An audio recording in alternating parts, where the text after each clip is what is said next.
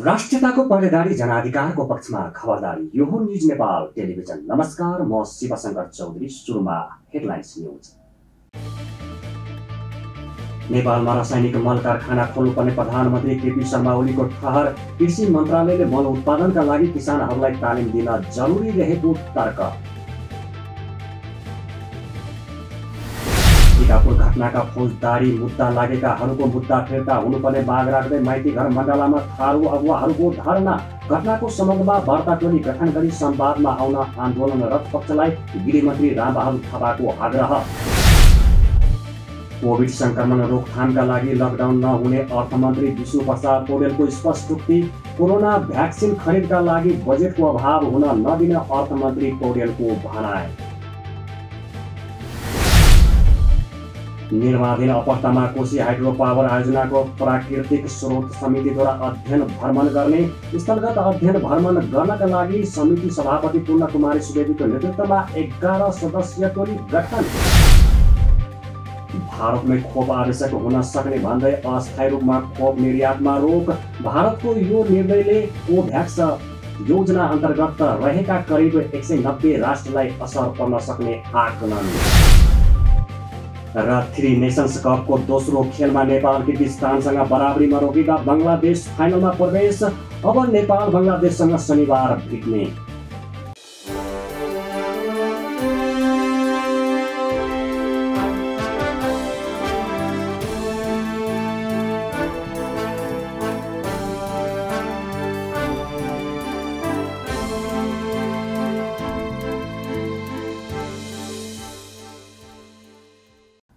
अब न्युज विस्तारमा। सुरु गरौँ नेपालमा रासायनिक मल कारखाना खोल्ने बताउनु भएको प्रसङ्गबाट।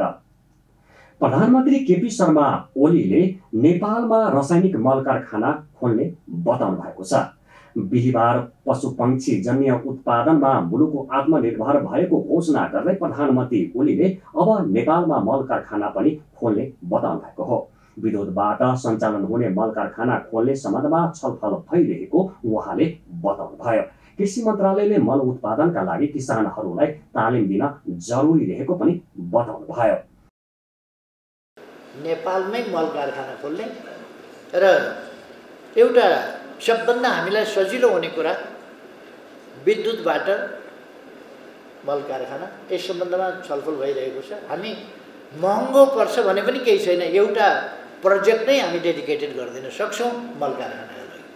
प्रोजेक्ट नै डेडिकेटेड गरिदिएपछि त्यसमा नाफा नोक्सान भन्ने कुरा भएन। त्यो प्रोजेक्ट सञ्चालन गरेर मल कारखानाका लागि खपत गर्ने। त्यसो भनेपछि हामीले बाहिरबाट आउने, हामी थर्मलको गर्दै गर्दैनौँ, एटमिक थर्मल त्यतापट्टि पनि हामी कुनै हालतमा जाँदैनौँ, त्यो दुर्घटनाको ठुलो खतराको कुरा हुन्छ। अर्को, हामी कोल आदि इत्यादि थर्मलमा पनि जाँदैनौँ। पशुपक्षी जन्य उत्पादनमा मुलुक आत्मनिर्भर भएको घोषणा हुँदा देशलाई अगाडि बढाउन सफल भएको जिकिर पनि गर्नुभयो। हरेक दिन नयाँ उपलब्धि हासिल गर्दै नयाँ उचाइ लिएर अगाडि बढिरहेको पनि प्रधानमन्त्री ओलीले बताउनु भयो। गृहमन्त्री रामबहादुर थापा बादलले कैलालीको टिकापुर घटनाको सम्बन्धमा वार्ता टोली गठन गरी संवादमा आउन आन्दोलनरत पक्षलाई आग्रह गर्नुभएको छ। थारू कल्याणकारी सभा र थारूवान संयुक्त सङ्घर्ष समितिको आह्वानमा केही दिनदेखि माइतीघर मण्डलामा जारी धरना कार्यक्रममा बसेका थारू अगुवाहरूलाई भेट्न बिहिबार पुग्नुभएका गृहमन्त्री थापाले सरकार र सङ्घर्ष समितिबाट वार्ता टोली गठन गरी समस्या समाधान गर्नुपर्ने बताउनु भएको हो। त्यसका लागि सरकारले छिट्टै वार्ता टोली गठन गर्ने र सङ्घर्ष समितिबाट पनि धरनालाई रोकेर वार्ता टोली बनाएर आउन आग्रह गर्नुभयो। उहाँले आजको मन्त्री परिषदको बैठकमा कुरा राखेर वार्ता टोली गठन गरी निष्कर्षमा पुर्याउने प्रतिबद्धता समेत जनाउनु भयो। उहाँले टिकापुर घटनाका कतिपय विषयहरू राजनैतिक रूपले हल गर्न सकिने र कतिपय कानुनी तथा प्रशासनिक रूपमा हल गर्न सकिने बताउनु भयो। 19 बुँदे माग राख्नुभएको छ। यस मागमा सरकारको गम्भीर रूपमै ध्यान आकर्षित भएको छ। उनीहरूलाई यी विषयहरू तपाईँहरूले विगत वर्षहरूदेखि लगातार राख्दै आउनुभएको छ। तै पनि यी समस्याहरू, यी मागहरू अझ पनि सही ढङ्गले सम्बोधन नभएको हुनाले तपाईँहरूले केही दिनदेखि यहाँ धरना कार्यक्रमद्वारा आफ्नो आन्दोलनलाई अगाडि बढाइराख्नु भएको छ। सरकारको यस बारेमा हाम्रो ध्यान पक्कै पनि गएको छ।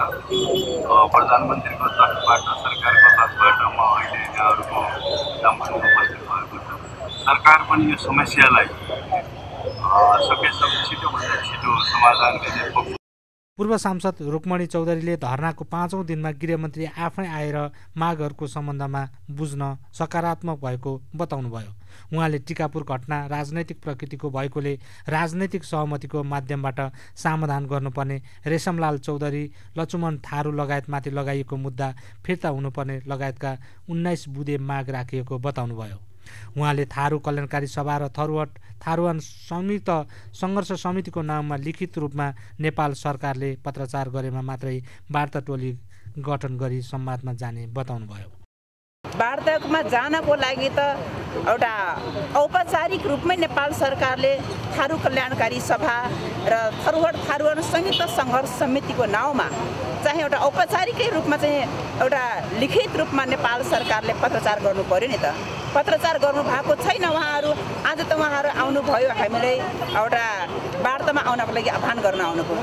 लिखित रूपमा उहाँहरूको पत्राचार गर्नुभयो भने अवश्य पनि हामी पनि सकारात्मक ढङ्गले हामीले आन्दोलनकारी साथीहरूसँग हामी पनि सल्लाह गरेर नेतागणहरूसँग थारू नेतागणहरूसँग सल्लाह गरेर अवश्य पनि हामी पनि सकारात्मक ढङ्गले पनि हामीले वार्ता कमिटी हामी बनाउँछौँ। यसमा हामीले अन्यथा सोच्न सक्दैनौँ, किनकि देश अहिले सङ्कटकालीन अवस्थामा छ। यो सङ्कटकालीनको दलदलबाट फस्नमा देश बचाउनको लागि हाम्रो थारूहरूको पनि जिम्मेवारी हो। हामीले भनिसकेका छौँ, हामी थारूहरूले केवल आफ्नो जातीय मुद्दा सामाजिक मुद्दालाई मात्रै उत्थान गरेको छैनौँ। हामी थारूहरू भनेको यो देशको नागरिक हौँ। यो देशलाई कसरी रक्षा गर्ने, यो देशको राष्ट्र र राष्ट्रप्रति कसरी हामीले आफ्नो तर्फबाट योगदान दिन सक्छौँ, त्यतातिर पनि हामीले ध्यान आकर्षण हामीले गराइसकेका छौँ। तसर्थ वार्तामा आउनको लागि हामीले उहाँहरूलाई हाम्रो माग मुद्दाहरू 19वटा माग मुद्दाहरू हामीले दिइसकेका छौँ। थारू अगुवाहरूले 2072 सालमा भएको टिकापुर घटनामा फौजदारी मुद्दा लागेकाहरूको मुद्दा फिर्ता र दोषी ठहर भई जेलमा रहेकाहरूको रिहाईको माग गर्दै आइतबारदेखि माइतीघर मण्डलामा धरना दिएका हुन्। कृषि तथा पशुपक्षी विकास मन्त्री पद्मा कुमारी अर्यालले नेपालको कृषि उत्पादनमा वृद्धि भएको बताउनु भएको छ। बिहिबार प्रधानमन्त्री केपी शर्मा ओलीबाट पशुपक्षीजन्य उत्पादनमा मुलुक आत्मनिर्भर भएको घोषणा गर्ने कार्यक्रममा बोल्दै कृषि मन्त्री अर्यालले कृषि उत्पादनमा वृद्धि भएको बताउनु भएको हो। परम्परागत कृषि प्रणालीहरू परिवर्तन हुँदै व्यावसायिकतर्फ उन्मुख भएको बताउनु भयो। निकट भविष्यमा दूध र माछामा पनि आत्मनिर्भर भएको घोषणा गरिने पनि बताउनु भयो। आगामी 5 वर्षमा कृषि र पशुपक्षीको क्षेत्रमा निर्यात गर्ने गरी पञ्चवर्षीय योजना बनाउने पनि बताउनु भयो। हिजो सुस्त अवस्थामा रहेका हाम्रा उत्पादनका क्षेत्रहरू आज उत्साहित भएर एकाएक उत्पादन वृद्धि गर्नेतिर गइरहेका छन्। परम्परावादी खालका हाम्रा कृषि प्रणालीहरू परिवर्तन हुँदै व्यावसायिकतातर्फ उन्मुख भएका छन्। आज सहर बजारहरूमा पशुपक्षीतर्फको कुरा गर्ने हो भने व्यवसायिक हिसाबले ठुल्ठुला फार्महरू खोले गाई पाल्ने, भैँसी पाल्ने, माछा पाल्ने, बङ्गुर पाल्ने यावत ढङ्गले अगाडि बढेको देखेर हामीले देखिरहेका छौँ र हामी भन्दैछौँ अब निकट दिनमै निकट भविष्यमै हामीले दुध र माछाको क्षेत्रमा पनि आत्मनिर्भर घोषणा गर्ने हामी त्यो तयारीमा छौँ। त्यो दिन छिट्टै आउनेछ भन्ने हामीले विश्वास गरेका छौँ। त्यसैले हामीसित उत्पादनमा बढोत्तरी भएको छ, स्थिर सरकार छ, हाम्रो लगानी सुरक्षित छ भन्ने खालको अनुभूति दिँदा मात्रै एक खालको उत्साहजनक उत्पादन बढिरहेको अवस्था हामीले देखिरहेका छौँ। अब यो वर्षको यो आउने आर्थिक वर्षको नीति तथा कार्यक्रम बजेटमा हामीले अबका 5 वर्षमा कृषि र पशुपक्षी क्षेत्रका सबै क्षेत्रमा हामी आत्मनिर्भर बन्ने मात्रै होइन, ठुलो सङ्ख्यामा निर्यात गर्ने गरी हाम्रो उत्पादनलाई बढाउने गरी हामी पञ्चवर्षीय योजना बनाएको छौँ। त्यो खालको पञ्चवर्षीय योजना बनाएर कार्ययोजना अगाडि बढाएर हामी 3 गरेर यो वर्ष यतिमा छौँ, पहिलो वर्ष यति, दोस्रो वर्ष यति, तेस्रो वर्ष यति, चौथो वर्ष यति, पाँचौँ वर्षमा यति हामीलाई आवश्यक अरू निर्यात भन्ने ढङ्गले जाने गरी हामी योजना बनाइरहेका छौँ। मन्त्री अर्यालले आगामी आर्थिक वर्षदेखि विद्यालय तहदेखि नै विद्यार्थीहरूलाई कृषिमा आकर्षित गर्ने उद्देश्यका साथ विद्यालयहरूमा कृषि प्रयोगशाला निर्माण गर्ने पनि बताउनु भयो। हामीले स्कुलदेखि नै विद्यार्थी भाइ बहिनीहरूलाई नै कृषिमा अभिप्रेरित गर्ने, किनकि हाम्रो कृषिप्रतिको हिजोको जे दृष्टिकोण हो त्यसले हाम्रो विद्यार्थी युवाहरूलाई कृषिमा काम गर्न पर्छ भन्ने भाव जगाउने खालको छैन। त्यसैले विद्यालयदेखि नै अब कृषि प्रयोगशालाहरूको सुरु गरेर हामीले विद्यार्थीहरूलाई आकर्षित गर्न पर्छ भनेर आउने आर्थिक वर्षदेखि आजका असल विद्यार्थी भोलिका सफल कृषि व्यवसायी भन्ने अभियानका साथ अब विद्यालयहरूमा कृषिका प्रयोगशालाहरू निर्माण गर्ने, निश्चित समय विद्यार्थीहरूलाई त्यो करेसाबारीमा काममा लगाउने र कृषि कर्म गर्न पर्छ भन्ने भाव जगाउने र भोलि रिटायर विद्यार्थीबाट बाहिरी रहँदाखेरि जागिर नपाउँदा पनि म कृषि पेसा गरेर पनि मेरो जीविकोपार्जन गर्न सक्छु, मेरो परिवार धान्न सक्छु, कृषिबाट पनि मैले प्रगति गर्न सक्छु, आम्दानी गर्न सक्छु, यो खालको भावना जगाउन अब विद्यालयदेखि नै यो चिजको सुरुवात गर्नुपर्छ भनेर पनि हामी छलफल गरिरहेका छौँ। हाम्रा विगतदेखिका जुन कार्यक्रमहरू छन् ती कार्यक्रमहरूको पुनरावलोकन हामी गर्दैछौँ, किनकि गुनासा छ हाम्रा कार्यक्रमहरूले कति प्रतिफल हासिल गर्न सक्यौँ, हामीले कति प्रतिफल प्राप्त गर्न सक्यौँ, हामीले समीक्षा गर्दैछौँ र त्यो समीक्षा पश्चात परम्परावादी खुद्रे खालका कार्यक्रमहरू अबका दिनदेखि हुँदैन, हामी त्यसलाई नयाँ प्रकृतिका उत्पादन बढाउने खालका नयाँ कार्यक्रमहरू एडजस्ट गरेर हामी अगाडि बढ्न पर्छ भन्ने छ। मन्त्रालयले कृषिको क्षेत्रमा चलाइएका विभिन्न कार्यक्रमहरूको पुनरावलोकन गरिने पनि मन्त्री अर्यालले बताउनुभयो। आगामी दिनमा परम्परावादी र खुद्रे खालका कार्यक्रमहरू नराखी उत्पादन बढाउने खालका कार्यक्रमहरू राखिने पनि बताउनुभयो। प्रतिनिधि सभा अन्तर्गतको कृषि सहकारी तथा प्राकृतिक स्रोत समितिले निर्माणाधीन अप्पर तामाकोशी हाइड्रो पावर आयोजनाको स्थलगत अध्ययन भ्रमण गर्ने भएको छ। बिहिबार बसेको समितिको बैठकले निर्माणाधीन अप्पर तामाकोशी हाइड्रो पावर आयोजनाको स्थलगत अध्ययन भ्रमण गर्नका लागि समिति सभापति पूर्णकुमारी सुवेदीको नेतृत्वमा 11 सदस्यीय टोली गठन गरिएको हो। सदस्यहरूमा घनश्याम खटिवडा, दलबहादुर राणा, देव प्रसाद तिमल सिन्हा, पोल्डेन छोपाङ गुरुङ, भूपेन्द्र बहादुर थापा, भूमि प्रसाद त्रिपाठी, राजबहादुर बुधा छेत्री, शान्ता चौधरी, शान्तिमाया तामाङ पार्खिन, सत्यनारायण शर्मा खनाल रहनु भएको सभापति सुवेदीले बताउनुभयो। उहाँहरूले पनि आइदिनु पर्यो, हेरिदिनु पर्यो भनिराखेको र हामी जान नभइरहेको स्थितिले गर्दाखेरि अहिलेको समय अलि अनुकूल छ ल पनि भनेर चाहिँ हामीले जाने चाहिँ वातावरण बनाउन खोज्यौँ। अब यसमा मैले नाम प्रस्ताव गर्छु, पढेर सुनाउँछु।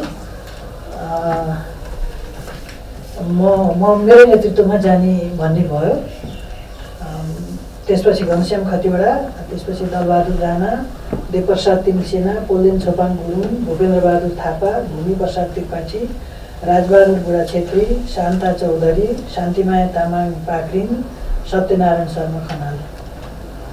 11 जनाको नाम चाहिँ अहिले 11 जना जाने भन्ने चाहिँ। अध्ययन भ्रमणमा आउनका लागि उक्त आयोजनाले बारम्बार बोलाइरहेकाले अहिले अनुकूल समय मिलाएर अध्ययन भ्रमणमा जान लागिएको सभापति सुवेदीले बताउनुभयो। नबिल बैंकको हिरो अफ नेपालमा शेख सन्तोष शाह सम्मानित हुनुभएको छ। बैंकले राष्ट्रिय तथा अन्तर्राष्ट्रिय स्तरमा नेपाललाई चिनाउन सफल नेपालीलाई सम्मान गर्ने अभियान अन्तर्गत शाहलाई सम्मान गरेको हो। बैंकले बिहिबार काठमाडौँमा एक कार्यक्रम आयोजना गरी शाहलाई सम्मान गरेको हो। सेफ सन्तोष शाहले बेलायतको मास्टर सेफ कार्यक्रममा नेपाली परिकारहरूलाई विश्व सामु चिनाउनु भएको थियो। सम्मान कार्यक्रममा सेफ शाहले आफ्ना अनुभव र जीवनका उपलब्धिहरू बताउनु भएको थियो। बैंकले सेफ शाहको गृहनगरमा पुस्तकालय निर्माण गर्ने र 5 जना महिला विद्यार्थीहरूलाई छात्रवृत्ति दिने घोषणा समेत गरेको छ। तनहुँको आबु खैरेनी गाउँपालिका वडा नम्बर 5 मा अवस्थित आधी मूल मन्दिर पर्यटकीय गन्तव्य बन्दै गएको छ। गाउँपालिका मन्दिर आसपासमा विकास निर्माणको कार्य थालेपछि यस क्षेत्र पनि पर्यटन आकर्षणको केन्द्र बनेको छ। आदिमूल मन्दिरको दर्शन गरेर मनोकांक्षा पूरा हुने जनविश्वास रहेको पाएछ। आदिमूल स्थल रमणीय भएकाले पूजा आर्जनका साथै वनभोजका लागि मानिसहरू टाढादेखि आउने गर्छन्। यो मन्दिरमा साउन महिना र औँसी बाहेकका सबै दिनमा पूजा लाग्ने गर्छ। आदिमूल देवीको मन्दिरमा परेवा उडाउने, भोका र कुखुरालाई बलि दिने प्रचलन पनि रहेको छ। त्यसैले पनि मनोकांक्षा पूरा हुने अपेक्षा सहित मानिसहरू टाढा टाढाबाट आउने गरेको स्थानीयहरूले बताएका छन्। सबभन्दा राम्रो भनेको हाम्रो एकादशी मेला लाग्छ।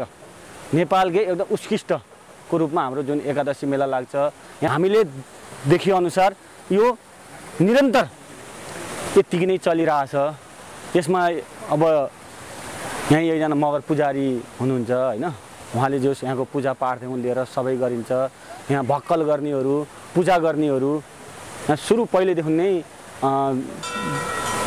3 दशक 4 दशकदेखि यो निरन्तर जुन यो संरचना छ, यो रमणीय स्थल छ, अहिले अझ अलि चाहिँ व्यवस्थित भएको छ यो चाहिँ हैन। त्यही कारणले गर्दाखेरि अब यो सबै कुराहरूलाई देख्दाखेरि यो एउटा चाहिँ आउने पर्यटकको लागि चाहिँ एउटा उदाहरणीय बनाउने, एउटा उदाहरण बनाऊँ भन्ने चाहिँ यो चाहिँ एउटा आदिमूल मन्दिरलाई हामीले चाहिँ आबु खैरेनीको प्रमुख चाहिँ एउटा चाहिँ पर्यटन प्रवर्धनको लागि र हाम्रो जुन आदिमूल बराईले टाढाबाट एउटा मागेको इच्छा पुरा गर्छन् भन्ने चाहिँ एउटा चाहिँ हाम्रो चाहिँ बुढापाकाले जुन भन्नुभएको छ, वास्तवमा यसको विशेषता भनेको यही नै हो। आदिमूल मन्दिर क्षेत्रको विकासका लागि गाउँपालिकाले आर्थिक वर्ष 2075-76 मा घेराबार आयोजना अन्तर्गत 15 लाख रुपैयाँ विमोचन गरेको थियो। यस्तै 3 लाख रुपैयाँको लगातमा ट्रस्ट निर्माण गरिएको छ। गाउँपालिका प्रमुख गिरबहादुर थापाले मन्दिरसम्मको पहुँचलाई सहज बनाउन पृथ्वी राजमार्गको 1700 देखि आदिमूलसम्मको सडकलाई कालोपत्रे गर्न बजेट विमोचन भइसकेको बताउनुभयो। गण्डकी प्रदेशको 110वटा पर्यटन स्थल मध्येमा यो पनि एउटा पर्दछ र यो ठाउँको विकासको लागि हामी आबु खैरेनी गाउँपालिका जनप्रतिनिधि भएर आइसकेपछि सबैभन्दा ठुलो सडककै पहुँच हुनुपर्छ भन्ने उद्देश्यले हामीले सडकमा ठुलो रकम विनियोजन गरेर अहिले सडक कालोपत्रे हुने अन्तिम उसमा छ र यही वर्ष नै यहाँसम्म झन्डै 2.5-3 किलोमिटर पर्छ। के भन्छ 1700बाट यहाँ हाइवेबाट 3 किलोमिटर 3.5 किलोमिटरको बाटो पर्छ। यहाँसम्म चाहिँ हामीले कालोपत्रे बन्ने विचार गरेका छौँ। यो भन्दा पहिला विचार गरेको छैन कि मतलब टेन्डर लागिसकेको अवस्था छ। यही वर्ष कालोपत्रे हुन्छ र बाँकी कुरा यहाँको पूर्वाधारको लागि अहिले हजुरले देख्नुभएको अवस्थै छ कि यहाँ यो ताल संरक्षण गर्नु पनि हामीले ठुलो के भन्छ रकमहरू खर्चेका छौँ। मन्दिरको पनि नयाँ मन्दिर पनि बनाएको अवस्था छ र यो ठाउँको लागि संरक्षण गर्नको लागि यहाँ माथिसम्म पुरै यो तारबार गरेर सबै कम्पाउन्ड गरेर राखेको अवस्था छ। त्यसैमाथि सेड पनि बनाएको अवस्था छ। हजुरहरूले हेर्नुभएको छ, यहाँ सेड पनि हामीले बनाएका छौँ। पृथ्वी राजमार्गको 1700 देखि करिब 1 घण्टा पैदल मार्ग हुँदै पुग्न सकिने उक्त ठाउँमा सवारी साधन मार्फत 15 मिनेटमा नै पुग्न सकिन्छ। विशेष गरी सार्वजनिक बिदाको दिन पर्यटकहरू घुम्न र वनभोजका लागि आउने गर्छन्। भूमि व्यवस्था सहकारी गरिबी निवारण मन्त्री डाक्टर शिवमाया तुम्बा हाम्पेले भूमिहीन र अव्यवस्थित बसोबास गर्ने नागरिकहरूको समस्या समाधानमा सरकार गम्भीर रहेको बताउनु भएको छ। बिहिबार काठमाडौँको कीर्तिपुर स्थित पाँगा बालकुमारी क्षेत्रका बासिन्दाहरूलाई लाल पूर्जा वितरण गर्न आयोजित कार्यक्रममा बोल्दै मन्त्री तुम्बा हाम्पेले भूमि नभएकाहरूलाई भूमिको व्यवस्था गर्ने बताउनु भएको हो। संविधानले नै भूमिहीनहरूलाई भूमि उपलब्ध गराउने भएकाले सोही अनुसार नै नियम कानुन बनेको र सरकारले पनि भूमि उपलब्ध गराउने कार्यलाई अगाडि बढाएको बताउनुभयो। अहिले भूमि सम्बन्धी समस्या समाधान आयोग गठन गरेर 77 वटै जिल्लामा सुकुम्बासीहरूलाई जमिन दिने कामलाई तीव्रता दिएको मन्त्री तुम्बा हम्पेले बताउनुभयो। यहाँको यो गाउँ ब्लकको समस्या समाधान भयो। तपाईले आजको दिनदेखि लाल पूर्जा आफ्नो हातमा प्राप्त गर्नुभएको छ, तर सोवासीको कुरा पनि हामीले गरिरहेका छौँ र यो समस्या यहाँको मात्रै अन्यत्र पनि केही समस्याहरू यस्ता खालका छन्।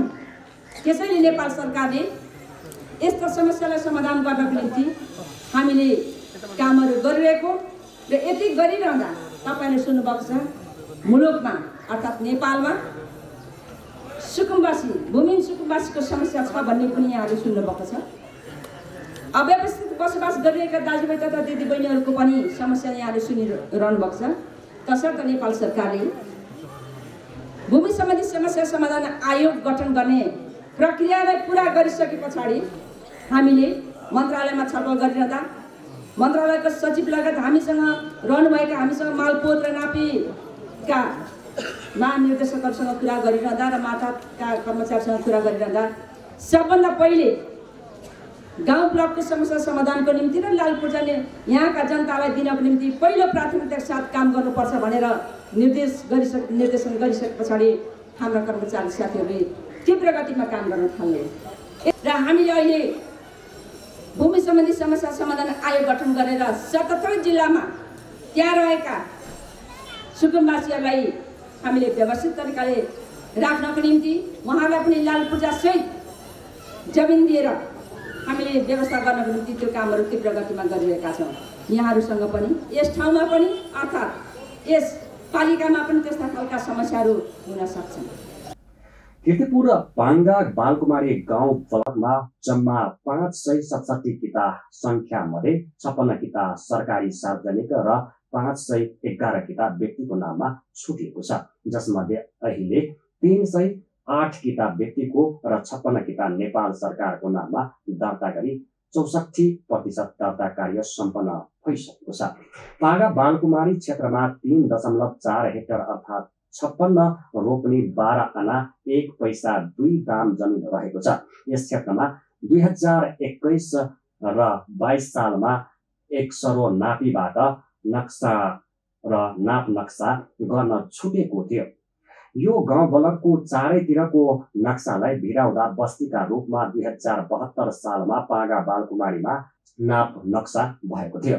2074-75 मा नक्सा श्रेष्ठ तयार गरी दर्ता प्रक्रिया भएको र 2075 असोज 21 गते 7 दिने सूचना र 2075 पुस 15 गते 21 दिने सूचना जारी गरिएपछि 2077 माघ 7 गते गाउँ ब्लक सम्बन्धी निर्देशिका जारी भएको थियो। त्यसपछि 2077 माघ 15 देखि व्यक्तिको नाममा जग्गा नामसारी गर्ने कार्य सुरु भएको थियो। अब पालो बिजनेस न्युजको।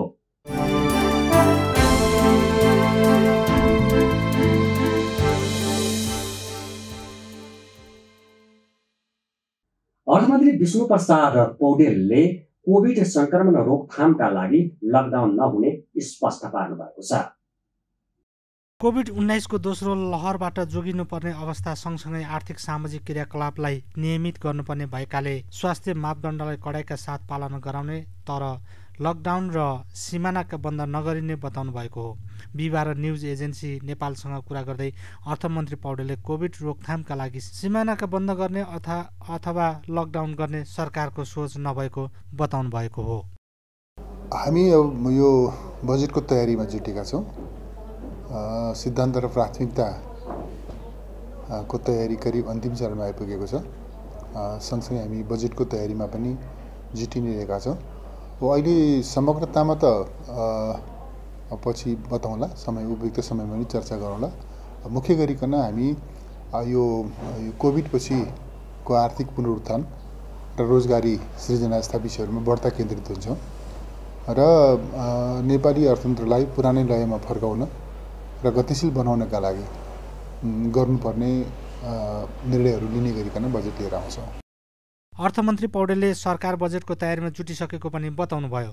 सिद्धान्त र प्राथमिकताको तयारी अन्तिम चरणमा पुगेको र बजेटको तयारी पनि सुरु भइसकेको बताउनुभयो। कोभिड पछिको आर्थिक पुनरुत्थान, रोजगारी सिर्जना लगायतका विषयमा केन्द्रित भएर बजेट निर्माण गरिने पनि अर्थमन्त्री पौडेलले बताउनुभयो। अहिले हामी चाहिँ दुईटा कुरामा अलि फोकस गर्न चाहिरहेका छौँ। बजेट चाहिँ ले राष्ट्रिय प्राथमिकतालाई ठिक ढङ्गले चिनेर आउँछ। बजेट राष्ट्रिय सन्दर्भमा प्राथमिकताहरू निश्चित गर्दा ठिक ढङ्गले प्राथमिकता निश्चित गरेर आउँछ। दोस्रो, बजेट कार्यान्वयनको सुनिश्चितता गरिन्छ। दुईटा कुरामा हामी बढ्ता ध्यान दिन्छौँ। आजको हाम्रो प्राथमिकता के हो त्यो कुरामा हामी बढ्ता होसियार हुन्छौँ र बजेट सार्वजनिक गरेर मात्रै हुँदैन, त्यसको प्रभावकारी कार्यान्वयन धेरै महत्त्वपूर्ण विषय हो। त्यसकारणले कार्यान्वयनको सुनिश्चितता कसरी हुन्छ, यो दुईटा चिजमा हामी केन्द्रित हुन्छौँ। राष्ट्रिय प्राथमिकताका विषयलाई निश्चित गर्ने र बजेट कार्यान्वयनलाई सुनिश्चितता गर्ने कुरालाई ध्यान दिएर बजेट निर्माण गरिने पनि अर्थमन्त्री पौडेलले स्पष्ट पार्नु भएको छ।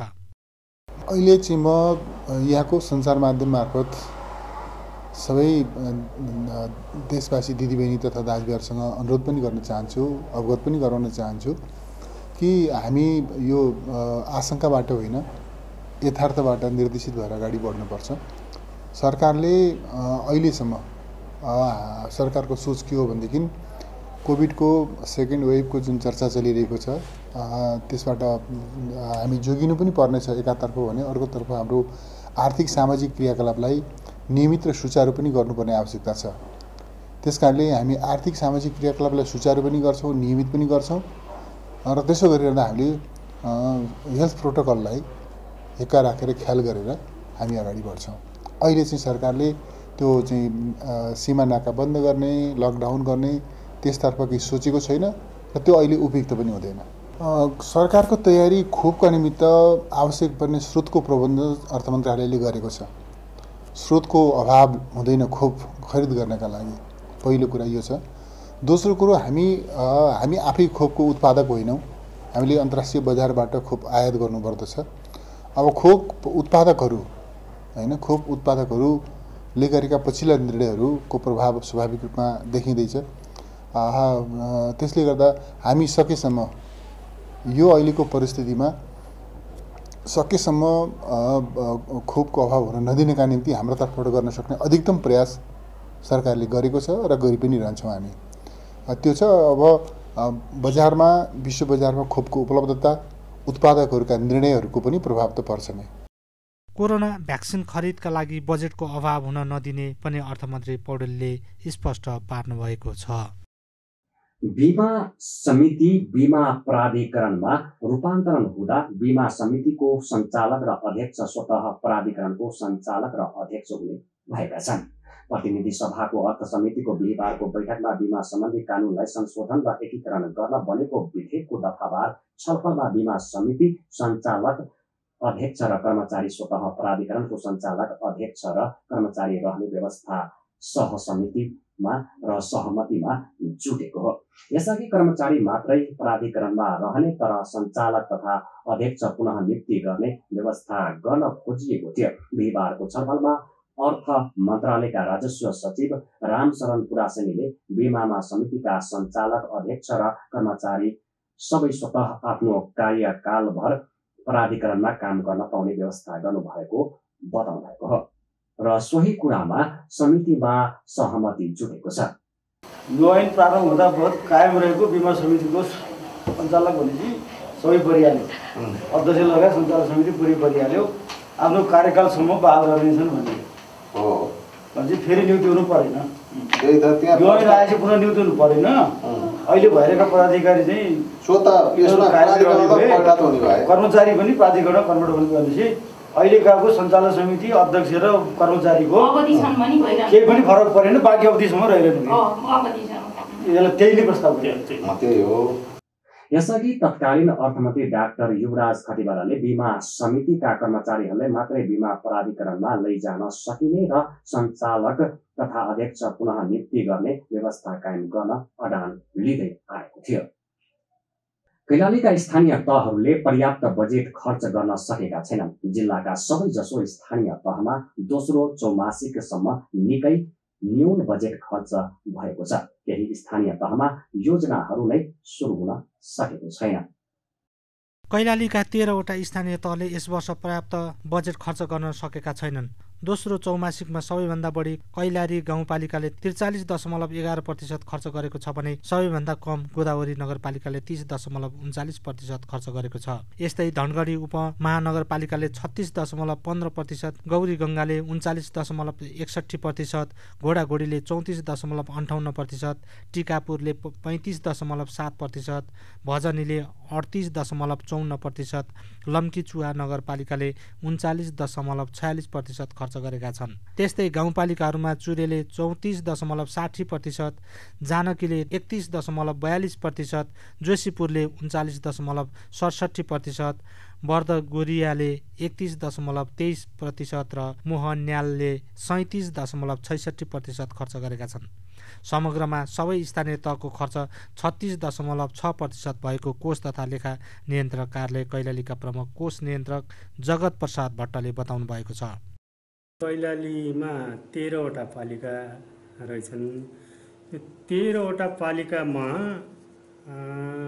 हामीले चाहिँ यो खर्चको प्रतिशत हेर्ने हो भने तपाईको चाहिँ अधिकतम प्रगति यो गौरीगङ्गा नगरपालिकाको 39.61% र मिनिमममा चाहिँ गोदावरी नगरपालिकाको 30.29% देखिन्छ। अहिलेसम्मको यो पनि फागुन मसान्तसम्मकै डाटा हो। यो आधारमा यसको समग्र 36% प्रगति देखिएको अवस्था छ। अब यो 36% प्रगति 2 चौमासिकसम्मको सन्तोषजनक नै त भन्न नसकिएला, तर सुरुको पहिलो चौमासिक खरिद प्रक्रियामै प्राय बित्ने भएको हुनाले यसलाई पनि नकारात्मक नै हो भन्न चाहिँ मिल्दैन। धनगढी उपमहानगरपालिकाको हकमा चाहिँ यो 36.15% यसको प्रोग्रेस छ र पालिकाहरूको कुरा गर्दाखेरि मिनिमम र म्याक्सिमम बीच खासै ठुलो चाहिँ खाडल देखिँदैन। म्याक्सिमम यहाँ 43.11 छ भने मिनिमममा तपाईको 30 छ। 30 र 43 यो बीचमै छन् सबै। त्यसो भए हुनाले करिब करिब पालिकाहरू सबै एउटै उसमा रन भइरहेको जस्तो देखिन्छ। तथ्याङ्कले अब सुरुको पहिलो चौमासिकमा यदि खरिद प्रक्रियाकै कारणले अलमल भएर चाहिँ यो गतिमा प्रोग्रेस अगाडि बढेको हो भने पक्कै पनि अबको यो तेस्रो चौमासिकसम्ममा प्रगति हासिल गर्न सकिने नै देखिन्छ। हैन, सुरुदेखिकै प्रयासले मात्र यति भएको हो र अब पनि यो गति बढाइएन भने अब खासै सोचे मुताबिकको नतिजा नआउनु पनि सक्ने देखिन्छ। यसले विगतमा पनि स्थानीय तहले पर्याप्त बजेट खर्च गर्न सकेका थिएनन्। प्रत्येक वर्ष दोहोरिरहेको असारे विकासका कारणले पनि समयमै बजेट खर्च हुन नसकेको कोष तथा लेखा नियन्त्रक कार्यालयले बताएको छ। यही गतिमा पालिकाहरूले बजेट खर्च गरेमा लक्ष्य पूरा गर्न समेत कठिनाई हुने भट्टले बताउनुभयो। अब पालो इन्टरनेसनल न्युजको।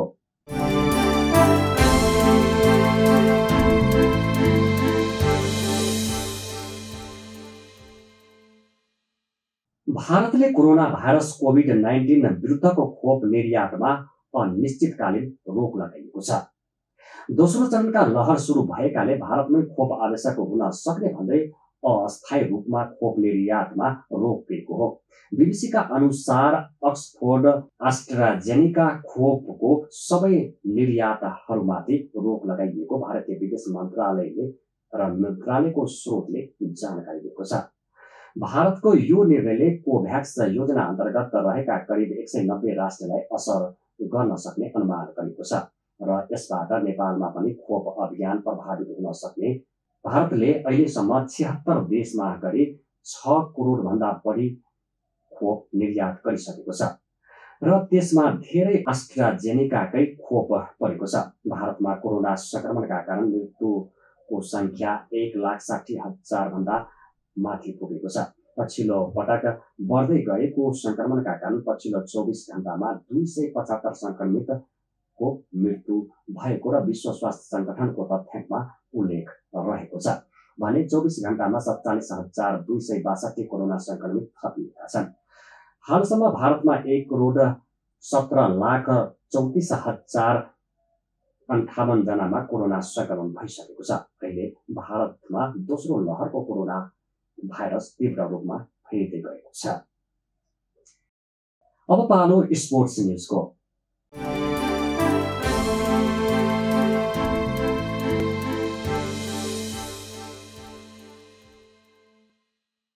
दशरथ रङशालामा 3 नेशन्स कपको दोस्रो खेलमा नेपाल किर्गिस्तानसँग बराबरीमा रोकेका बङ्गलादेश फाइनलमा प्रवेश गरेको छ। खेलमा 2 पटक पहिलो कार्ड खाएर कप्तान मैदान बाहिर गएपछि किर्गिस्तानको टोली 10 खेलाडीमा सीमित हुन पुगेको थियो।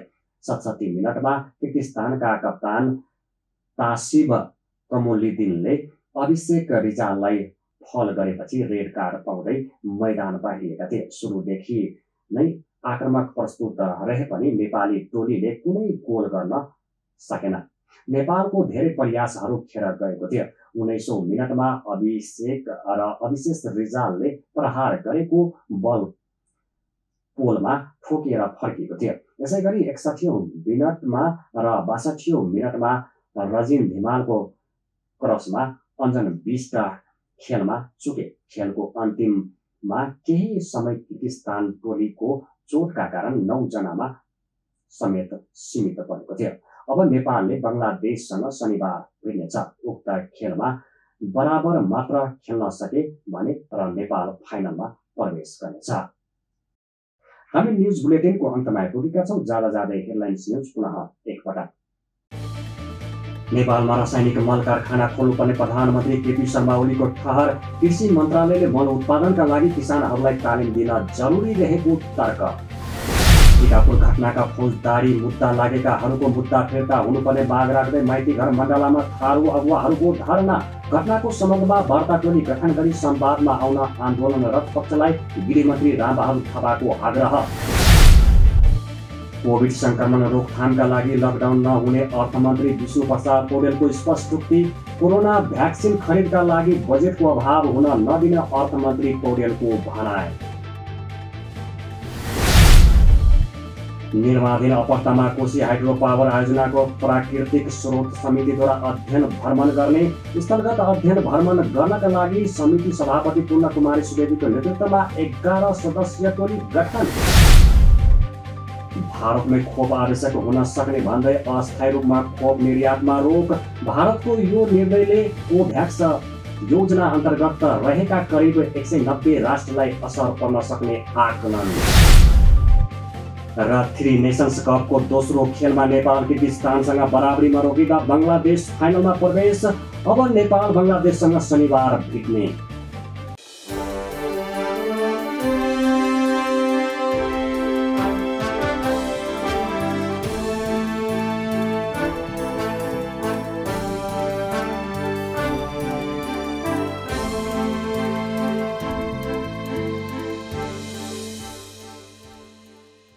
अहिलेलाई न्युज नेपालको न्युज बुलेटिन यति नै। हाम्रो न्युज र कार्यक्रमहरू युट्युब र फेसबुकमा पनि प्रत्यक्ष हेर्न सक्नुहुनेछ। राष्ट्रियताको पहरेदारी, जनाधिकारको पक्षमा खबरदारी हेर्दै रहनुहोला न्युज नेपाल टेलिभिजन। नमस्कार।